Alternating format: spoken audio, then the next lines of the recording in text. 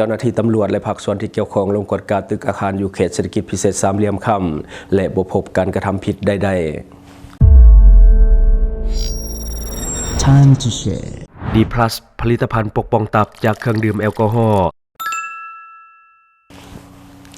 สวัสดีท่านผู้ชมกลับมาพบกับรายการทำทูแสสารพัดข้อข่าวที่เราอยากจะนำเสนอในมื้อนี้ก็คือเกี่ยวข้องกับเจ้าหน้าที่ตำรวจและก็ภาคส่วนที่เกี่ยวข้องได้ลงกฎการตึกอาคารในเขตเศรษฐกิจพิเศษสามเหลี่ยมค่ำและบ่พบการกระทำผิดใดๆคือกับเมื่อก่อน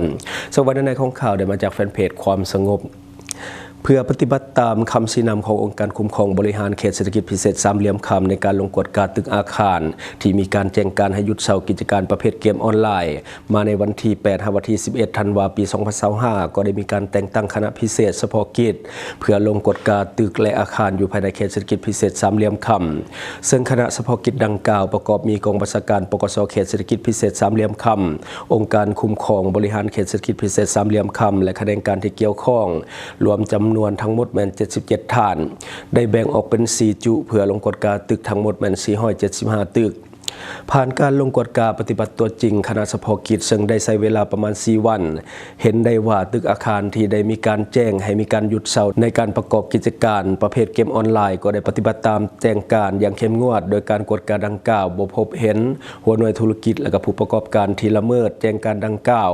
พบเห็นว่ามีตึกอาคารที่เปล่าว่างและบางตึกก็มีการปิดให้บริการแล้ว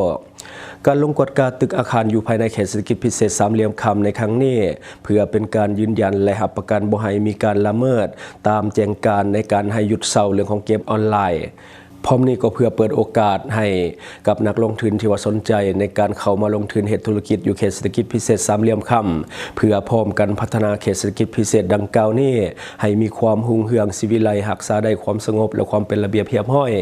อยู่ภายในเขตเศรษฐกิจพิเศษสามเหลี่ยมค่ำเนาะอันนี้ก็คือข่าวสารที่ว่าเกิดขึ้นในเมื่อวานนี้ว่าจะนำเสนอแต่ว่าบ่ได้นำเสนอไปเทื่อ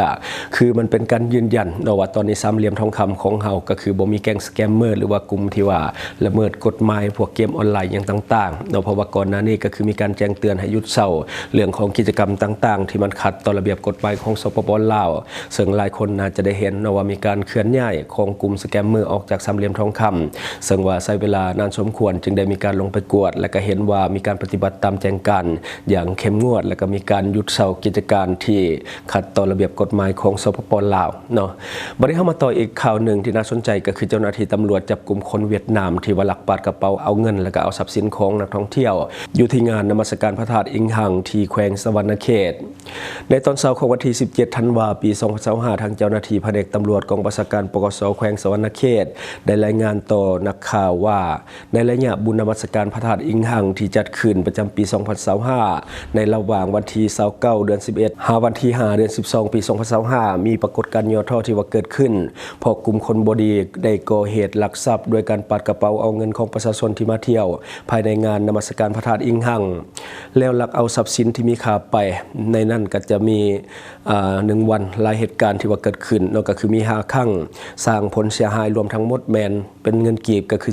19,500,000 กีบและมีเงินบาทก็คือ 6,420 บาทและก็โทรศัพท์มือถืออีก1 หน่วยเจ้าหน้าที่สามารถจับกลุ่มผู้ต้องสงสัยเป็นเพศหญิงเป็นคนสัญชาติเวียดนามจำนวน1 คนผ่านการสอบสวนจึงรู้ว่าผู้ก่อเหตุชื่อนางฟาร์มทิส่วนอายุ57 ปีอาชีพกรรมกรเชื้อชาติเวียดนามสัญชาติเวียดนามอยู่บ้านสวนจริงเมืองกิมเซินแขวงนินบิงประเทศเวียดนามผู้เกี่ยวได้ให้การรับสารภาพว่าตนเองพร้อมด้วยหมู่อีกจำนวน3 คนซึ่งว่าเป็นคนเวียดนามชื่อนางเหืองนางเจียนและนางเหนียวได้อาศัยอยู่นครไซงอนของประเทศเวียดนามจุดเริ่มต้นคือพวกเขาได้เห็นว่ามีข่าวลงใน Facebook ว่าจะมีงานนมัสการพระธาตุอิงหังอยู่นครไกรสนพรหมวิหารของแขวงสวรรณเขตประเทศลาวจึงได้มีการชักชวนกันมาก่อเหตุปาดกระเป๋าเอาเงินจากนั้นพวกเกี่ยวก็ได้พากันเดินทางมาจากไซงอนประเทศเวียดนามเข้าทางประเทศกัมพูชาและก็เข้ามาประเทศลาวโดยผ่านเข้าทางด้านชายแดนนานกเขียนแขวงจำปาสักที่เป็นชายแดนระหว่างสปป.ลาวและกัมพูชาผ่านมาพวกเกี่ยวทั้ง4 คนก็เคยเคลื่อนไหวก่อเหตุปาดกระเป๋ามาแล้วอยู่ที่งานบุญกินเจียงอยู่ที่แขวงเสียงควางอยู่ทางภาคเหนือของลาวในระยะเดือน1 ปี 2025ซึ่งได้ก่อเหตุไป10 กว่าครั้งในงานบุญดังกล่าวเนาะนี่ก็ ก็คือเหตุการณ์ที่ว่าเกิดขึ้นเรื่องของการปัดกระเป๋าในงานนมัสการพระธาตุอิงหังที่แขวงสวรรณเขตหลายคนน่าจะได้เห็นข่าวที่มันเกิดขึ้นเพราะว่าเป็นข่าวโด่งดังนอกก็ถือว่าสมเสยเจ้าหน้าที่ในเรื่องของการเอาใจใส่ในการแก้ไขปรากฏการณ์ย่อท้อต่างๆที่ว่ามันเกิดขึ้นเรื่องปัดกระเป๋าในงานบุญต่างๆนี่ต้องยกให้มิตรชาวซีบจากเวียดนามบ่ว่าจะอยู่งานน้อยงานใหญ่แม้แต่งานนมัสการพระธาตุหลวงเวียงจันทร์ที่ผ่านมาก็เป็นคนเวียดนามที่ว่าเป็นคนปัดกระเป๋าแล้วก็เอาทรัพย์ของประชาชนที่ว่าเดินทางเข้ามาท่องเที่ยวในงานนมัสการดังกล่าวเรื่องปัดกระเป๋านี่ต้องเป็นเวียดนามเนาะขึ้นชื่อที่สุดแล้วเนาะก็เฮ็ดในงานนมัสการพระธาตุหลวงเวียงจันทร์แต่ละปีที่ว่าจับได้ก็จะมีแต่คนเวียดนามซึ่งว่าพวกนี้เฮ็ดเวียกเป็นขบวนการแล้วก็มีการกักเกียมมีการวางแผนไว้ล่วงหน้าอยู่แล้วอุปกรณ์ที่ว่าใช้ในการก่อเหตุก็จะเป็นพวกมีดคัตเตอร์หรือว่าพวกมีดล่ามเพราะว่ามันเป็นมีดที่มีความคมสูงและก็ปาดง่ายเหยื่อบ่ค่อยหูโตปานใดการลงมือจะอาศัยช่วงชุลมุนหรือว่าช่วงที่มีการเบียดเสียดกันโดยใช้ทีมงานของตนเองเพื่อมาเบียดและก็ลงมือในการก่อเหตุในช่วงที่มีการชุลมุน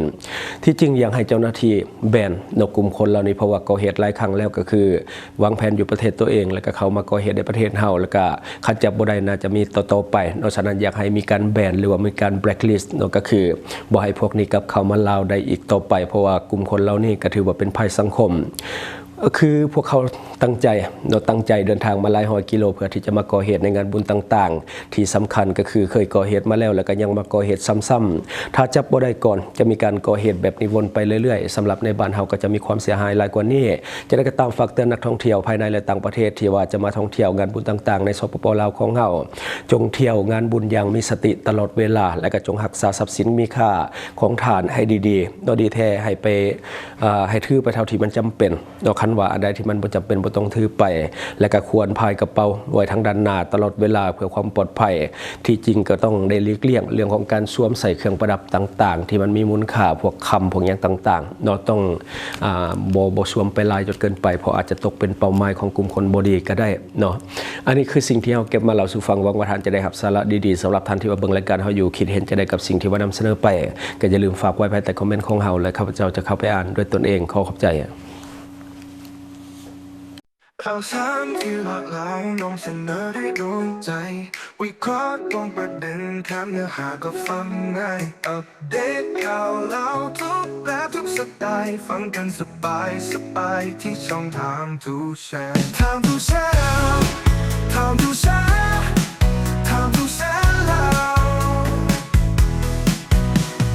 ครบเครื่องข่าวคนเล่าแท้ๆนำเสนอ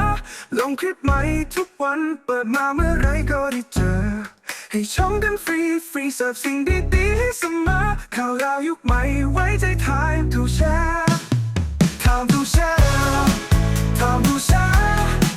Time to share แล้วพบกันทุกช่องทางลงคลิปแบบจุใจที่ YouTube ก็ดูได้